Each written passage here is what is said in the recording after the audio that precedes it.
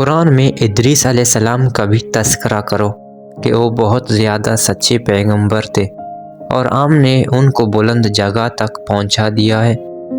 اس سلسلے میں کہ اس آیات کریمہ میں جناب ادریس علیہ السلام کی رفعت اور آپ کی بلند مقام سے مراد کیا ہے۔ نظریات مختلف ہیں۔ بعض کا کہنا ہے کہ اس سے مراد آپ علیہ السلام کو منتصب نبوت اور رسالت تک لے جانا ہے، اور بعض کا کہنا ہے کہ اس سے مراد آپ علیہ السلام کو آسمان چہارم یا ششم تک لے جانا اور اس میں پھر آپ کا قبض روح کرنا ہے، اور بعض کا کہنا ہے کہ آپ علیہ السلام آسمان چہارم پر لے جائے گئے اور وہاں حضرت عیسیٰ علیہ السلام کی طرح زندہ ہیں۔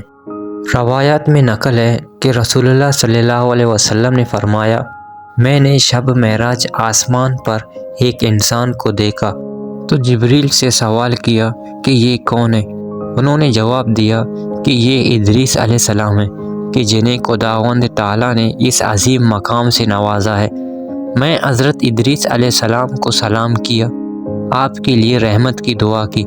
انہوں نے نیز میرے سلام کا جواب دیا اور میرے لیے رحمت الہی کی دعا کی۔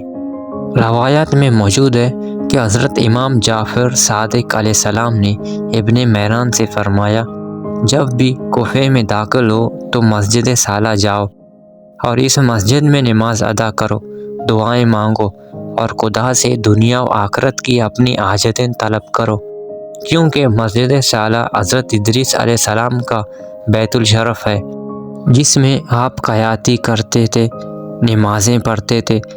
اگر کوئی مسجد صالح میں دعا کرے اور اسے ان لوگوں کا واسطہ دے جسے وہ پسند کرتا ہے تو خداوند تعالیٰ اس کی حاجتیں بھر لائے گا اور قیامت کے دن حضرت ادریس کے ساتھ قرار دے گا، اسے دنیا کی مصیبتوں اور پریشانیوں نیز دشمنوں کی شر سے محفوظ رکھے گا۔